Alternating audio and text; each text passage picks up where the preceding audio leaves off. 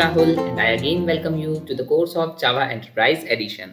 Guys, आज के lecture में हम हमारे डेवलपमेंट को शिफ्ट करेंगे Eclipse IDE पर। आज हम सीखेंगे कि Eclipse IDE को कैसे डाउनलोड करते हैं, कैसे इंस्टॉल करते हैं, उसमें सर्वर को कैसे कॉन्फ़िगर करते हैं और उसमें सर्वलेट्स के कोड को किस तरीके से बनाया जाता है। So let's start the process to download the Eclipse IDE. इस IDE को आप जहां से डाउनलोड करेंगे उसकी लिंक मैंने यहाँ पर प्रोवाइड करके रखी हुई है। चलिए इसे कर लेते हैं कॉपी और फिर इसे करते हैं ब्राउज़र में पेस्ट। सो क्रोम को कर लीजिए लॉन्च और इसे कर दीजिए यहाँ पर पेस्ट। इस साइट के ओपन होने के बाद आपको जो डाउनलोड करना है वो है ये Eclipse IDE for enterprise Java developer. इसे कर दीजिए क्लिक और इसके बाद इसे अपने आर्किटेक्चर के हिसाब से डाउनलोड कर लीजिए। सो विंडोज़ वाले डाउनलोड कर ले विंडोज़ 64 बिट। डाउनलोड हो जाने के बाद आपकी Eclipse IDE कुछ इस तरीके से दिखाई देगी। इसे कीजिए राइट क्लिक और इसे अपनी मनपसंद लोकेशन पर कर लीजिए एक्सट्रैक्ट। जब आप इसे एक्सट्रैक्ट कर लेंगे तो ये कुछ इस तरीके से दिखाई देगा और इस पर करिए अब आप डबल क्लिक और डबल क्लिक के बाद Eclipse फोल्डर और इसमें ये रही हमारी एप्लीकेशन फाइल। इसे करिए लॉन्च तो आपकी IDE हो जाएगी स्टार्ट। ओके गाइज, मैंने यहाँ डेस्कटॉप पर अपनी Eclipse IDE का एक शॉर्टकट तैयार करके रखा हुआ है, आप भी इसे बना लीजिएगा। और अब आप इसे कर दीजिए लॉन्च। लॉन्च होते ही Eclipse IDE आपसे एक वर्क स्पेस चूज़ करने के लिए कहेगी। इस वर्क स्पेस में आपके सभी प्रोग्राम्स जाकर सेव होंगे, इसलिए आप यहाँ पर अपने पसंद का एक वर्क स्पेस बना लीजिए। सो मैंने डी ड्राइव में JEE कोड्स नाम से एक फोल्डर बना रखा है जिसे मैं मेरा वर्क स्पेस चूज़ करूँगा, तो मैं उसे यहाँ पर सेलेक्ट कर लेता हूँ, D drive and JEE codes. इसे कर लीजिए सेलेक्ट, तो ये आपका एक नया वर्क स्पेस हो गया है और इसे कर दीजिए अब आप लॉन्च। पहली बार लॉन्च होते ही आपकी IDE कुछ इस तरीके से दिखाई देगी। अब आप इसे कर लीजिए रीस्टोर और रीस्टोर करने से पहले यहाँ पर नीचे ये जो दिया हुआ है ये पर्सपेक्टिव कहलाता है। हम जिस लैंग्वेज में कोड करना चाहते हैं वो पर्सपेक्टिव IDE में सेलेक्टेड होना चाहिए। अगर आप जावा EE में कोड करना चाहते हैं तो ये पर्सपेक्टिव होना चाहिए जावा EE। अगर आप कोर जावा में कोडिंग करना चाहते हैं वाया Eclipse IDE तो ये होना चाहिए JSE। मैं आगे आपको बताऊंगा कि ये पर्सपेक्टिव कैसे बदलते हैं, बट ये बाय डिफ़ॉल्ट अभी जावा EE है और हमें इसी की ज़रूरत है। सो इसे कर लीजिए रीस्टोर और रीस्टोर करने के बाद ये विंडो है आपकी प्रोजेक्ट एक्सप्लोरर, जहाँ पर आपको सारे प्रोजेक्ट्स की डिटेल्स मिलेगी, आपने कौन से प्रोजेक्ट बनाए हैं, उसमें कितने सब फोल्डर्स हैं एंड एक्सेट्रा। ये रही आपकी कोडिंग विंडो जहाँ पे आप कोड करेंगे और आप इन विंडोज़ को मिनिमाइज़ कर सकते हैं। इसे आप कर दीजिए क्लोज़। और ये एक और विंडो है जहाँ पर हमें हमारा कंसोल दिखाई देता है या फिर सर्वर से रिलेटेड इन्फॉर्मेशन भी हम यहाँ पर देख सकते हैं। चलिए तो अब बनाते हैं हम Eclipse IDE पे अपना पहला सर्वलेट कोड। तो पहला सर्वलेट कोड बनाने के लिए आप कहिए फाइल, फाइल में कहिए न्यू। इसके बाद आप सेलेक्ट कीजिए dynamic web project. Dynamic web project पर क्लिक करने के बाद यहाँ पर दे दीजिए आप प्रोजेक्ट नेम। तो मैंने कहा माई एप्लीकेशन 1। अब ये वो लोकेशन है जो आपने स्टार्टिंग में चूज़ की हुई थी जब आपने Eclipse IDE को किया था लॉन्च। इसी फोल्डर के अंदर एक और फोल्डर बन जाएगा with the name my app 1 जो हमारे प्रोजेक्ट का नाम भी है और इसी नाम से एक फोल्डर यहाँ पर हो जाएगा क्रिएट। अब मुझे एक टारगेट रन टाइम को सेलेक्ट करना है, तो टारगेट रन टाइम को सेलेक्ट करने के लिए कहिए न्यू रन टाइम और न्यू रन टाइम में यहाँ पर सर्वर्स के नाम दिए गए हैं, ज़रा इसे ध्यान से देखिएगा।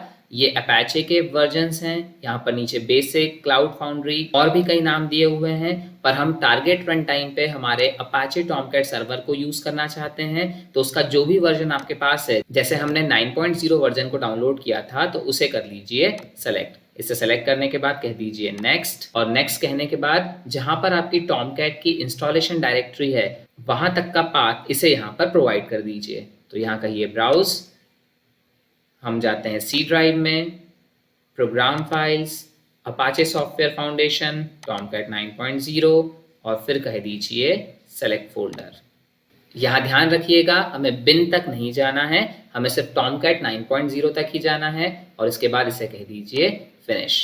जैसे ही आप इसे फिनिश कहेंगे ये अपाचे टॉमकैट को कर लेगा कॉन्फ़िगर। इसके बाद अब आप आ जाइए नीचे और कहिए नेक्स्ट।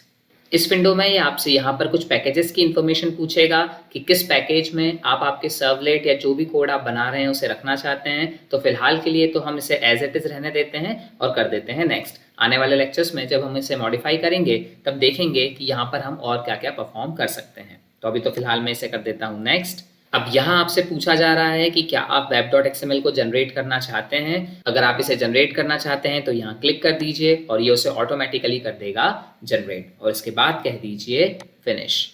और जैसे ही आप इसे फिनिश कहेंगे आपको एक बना बनाया प्रोजेक्ट डायरेक्टरी स्ट्रक्चर प्रोवाइड कर देगा। सो यहाँ पर ये हमारा प्रोजेक्ट बन के तैयार है। इसे कर लीजिए एक्सप्लोर। अब यहाँ पर हमें कुछ 6 फ़ोल्डर्स दिखाई दे रहे हैं जिनका अपना अपना पर्पस है, पर फिलहाल हमें ज़रूरत है इस जावा रिसोर्स फ़ोल्डर की। बाकी का इलेबोरेशन हम टाइम के साथ देखते जाएंगे कि किस फ़ोल्डर में हम किन फाइलों को प्लेस करेंगे। पर फिलहाल अगर मैं यहाँ पर एक सर्वलेट को प्लेस करना चाहता हूँ तो इन सर्वलेट को प्लेस करने के लिए मुझे इस जावा रिसोर्स में इस सोर्स फ़ोल्डर के अंदर इसे करना होगा प्लेस। स्टैंडर्ड कहता है कि इस सोर्स पैकेज में आप डायरेक्टली कुछ भी मत रखिए, मतलब आपका सर्वलेट कोड डायरेक्टली इस सोर्स पैकेज में न बनाएं। इससे बेहतर है इस सोर्स पैकेज के अंदर आप एक सब पैकेज बना लें और उस सब पैकेज में आप रखें आपका सर्वलेट कोड। तो आप कहिए न्यू, न्यू के बाद आप कहिए पैकेज। तो यहाँ बना लेते हैं हम पैकेज, आप जो भी नाम इसे देना चाहें। जैसे मैंने दे दिया com.servlets और इसे कर दीजिए फिनिश। अब इस com.servlet पर कीजिए राइट क्लिक और कहिए न्यू, न्यू के बाद अब आप कहिए सर्वलेट। जैसे ही आप सर्वलेट पर क्लिक करेंगे ये आपको कुछ बेसिक इन्फॉर्मेशन शो करेगा और उस सर्वलेट का नाम आपसे पूछेगा। सो जैसे ये सर्वलेट किस प्रोजेक्ट का पार्ट है, इसका सोर्स फोल्डर क्या है, ये किस जावा पैकेज में है, तो देखिए प्रोजेक्ट का नाम है MyApp1। ये किस सोर्स फोल्डर में है, तो ये सोर्स src फोल्डर में है, MyApp1 में src। ये किस पैकेज में है, ये com.servlets पैकेज में रहेगा और इसका नाम वो आपसे यहाँ पर पूछ रहा है। आप यहाँ दे दीजिए my http servlet1 और इसे कर दीजिए नेक्स्ट। इसके बाद अगर आप यहाँ पर कोई डिस्क्रिप्शन ऐड करना चाहते हैं तो वो ऐड कीजिए, अगर छोड़ देना चाहते हैं तो छोड़ दीजिए। अब ये इन्फॉर्मेशन अभी मैं आपको पूरी तरीके से नहीं बता रहा हूँ, बस अभी आप इसे कर दीजिए नेक्स्ट। आने वाले सेशंस में हम इनको भी डिस्कस करेंगे कि इनका क्या मतलब होता है और इन्हें कैसे यूज किया जाता है। तब तक के लिए यहाँ कर दीजिए नेक्स्ट।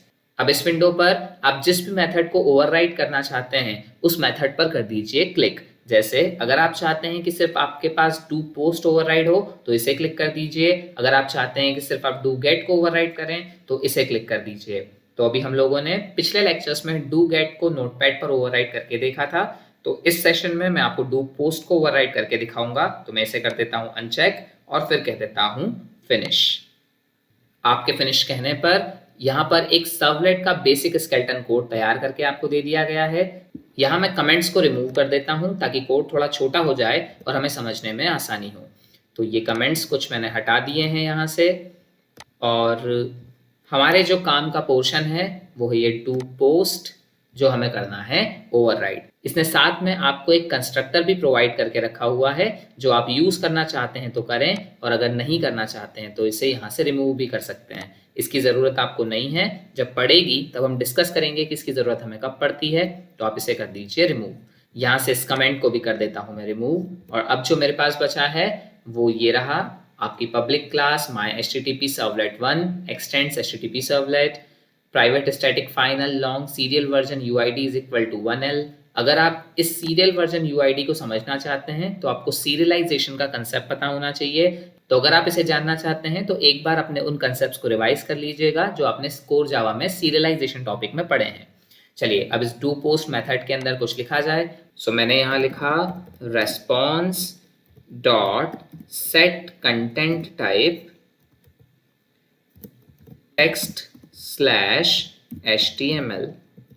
इसके बाद प्रिंट राइटर का ऑब्जेक्ट ऑब्टेन कर लीजिए। सो मैंने कहा print writer out equals to response dot get writer, और इसके बाद यहाँ लिख लीजिए आउट डॉट println और इसमें आप कहिए HTML बॉडी, और इसके बाद एक और println ले लीजिए। सो आउट डॉट println और इसके अंदर आप कह दीजिए फॉन्ट कलर इक्वल्स टू जो भी आपको पसंद हो, जैसे मैंने यहाँ ले लिया ग्रीन। इसे कर दीजिए सिंगल कोट से क्लोज, और यहाँ पर आप जो भी मैसेज देना चाहें जैसे वेलकम टू Eclipse environment। अब फॉन्ट को कर दीजिए क्लोज। इसके बाद out.println में कहिए closing of body and closing of HTML, इसे कर दीजिए क्लोज। तो ये कोड हमारा बनकर तैयार है। अब इसी कोड में मैं आपको सिखा देता हूँ कि यहाँ पर हम एक HTML फाइल को कैसे प्लेस करते हैं और उस HTML फाइल से हम इस सर्वलेट को कैसे रिक्वेस्ट करेंगे। अब आपने जब सर्वलेट कोड को रखा है तो वो सर्वलेट कोड आपने प्लेस किया है जावा रिसोर्स में src फोल्डर में एक पैकेज बनाकर। इस पैकेज के अंदर ये रहा आपका myHTTP सर्वलेट 1। पर अगर आप एक HTML फाइल को यहाँ प्लेस करना चाहते हैं तो हमें जाना होगा इस वेब कंटेंट फोल्डर में, और इसी वेब कंटेंट फोल्डर के अंदर आप रखेंगे आपकी HTML फाइल। तो इसे कर लीजिए राइट क्लिक, यहाँ कहिए न्यू और सेलेक्ट कर लीजिए HTML फाइल। HTML फाइल का यहाँ नाम रख लीजिए, मैंने यहाँ पर कहा index.html, इसे कह दीजिए फिनिश। और ये एक बेसिक स्केलेटन HTML का उन्होंने हमें बनाकर दे दिया। तो यहाँ पर मैं एक फॉर्म टैग डिज़ाइन कर लेता हूँ। मैं लिखता हूँ फॉर्म, यहाँ पर दो एट्रीब्यूट्स, पहला एक्शन जिसमें मुझे देना होगा मेरे सर्वलेट का नाम जो है myHTTP सर्वलेट 1, और इसके बाद आप यहाँ दे दीजिए मेथड। अब क्योंकि सर्वलेट में मैंने डू पोस्ट मेथड को ओवरराइड किया है इसलिए आप यहाँ पर मेथड सेलेक्ट कर लीजिए पोस्ट, और यहाँ पर फॉर्म टैग की क्लोजिंग कर लीजिए और यहाँ बना लीजिए एक सबमिट बटन। तो मैंने कहा input type equals to submit. So ये हमारा फॉर्म टैग बनकर तैयार है और ये हमारा HTML पेज तैयार है। इसमें यहाँ पर मैं एक मैसेज और दे देता हूँ, to request servlet press this button. So ये पेज बनकर मेरा तैयार है। आप इन दोनों ही पेजेस को कर लीजिए सेव। चलिए तो अब इस HTML पेज को करिए लॉन्च, इस पर करिए राइट क्लिक और रन ऑन सर्वर। जब आप रन ऑन सर्वर कहेंगे तो आपने ऑलरेडी सर्वर को कॉन्फ़िगर करके रखा हुआ है, इसे बस कर दीजिए नेक्स्ट, और नेक्स्ट करने के बाद कह दीजिए फिनिश।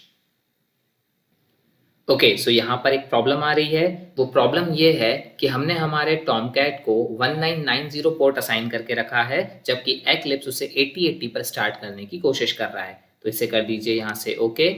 अब आप आ जाइए यहाँ पर इस सर्वर फोल्डर में जो कि अभी अभी बना है। तो इस सर्वर पर आप कर दीजिए क्लिक, फिर जाइए इस फोल्डर में और यहाँ पर एक फाइल है server.xml, इसे कर लीजिए ओपन। इसे ओपन करने के बाद ये जो आप पोर्ट देख रहे हैं इस पोर्ट का -1 यहाँ से हटा दीजिए और इस शटडाउन की जगह पर भी यहाँ पर कुछ मत लिखिए, इसे भी हटा दीजिए और इसे कर दीजिए अब आप सेव। और सेव करने के बाद अब वापस इसे करिए लॉन्च। इसे आप कैंसिल भी कर सकते हैं इसके बाद सेव करने के बाद। अब इसे करिए वापस लॉन्च। सो मैंने कहा run on server, next, finish. Okay, so हमारा सर्वर लॉन्च भी हुआ और इसने इसी के बिल्ट इन ब्राउजर को कर लिया यूज। ये एक्लिप्स का बिल्ट इन ब्राउजर है, पर मैं चाहता हूं कि हमारा एक्लिप्स हमारे क्रोम को यूज करे। तो इसके लिए आप चाहिए विंडोज में जाने के बाद जाइए वेब ब्राउजर में और वेब ब्राउजर में चूज कर लीजिए क्रोम। तो मैंने अगेन यहाँ से किया राइट क्लिक और कहा रन ऑन सर्वर और कह दीजिए नेक्स्ट, फिनिश। ये हो गया हमारे ब्राउजर में लॉन्च और ये हमारा two request servlet press this button message और ये रही सबमिट बटन। इस सबमिट बटन पे करिए प्रेस और ये आ गया वेलकम टू एक्लिप्स एनवायरनमेंट। तो गाइस ये रहा आपका एक्लिप्स IDE का सेशन जिसमें हमने देखा कि एक्लिप्स IDE पर कैसे हम HTML फाइल को बनाएंगे, कैसे हम सर्वलेट को बनाएंगे और कैसे सर्वर को करेंगे कॉन्फ़िगर।